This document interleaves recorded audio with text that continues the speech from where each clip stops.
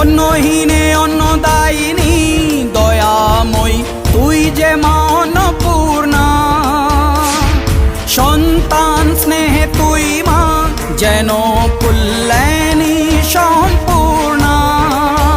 তোর কথা যেন মন্ত্রোচ্চারণ, বজ্রসম কঠিন অনুশাসন, ধৈর্যেশ্বর বংশহা পৃথিবী, ধর্ম ও ন্যায়ের প্রতিচ্ছবি।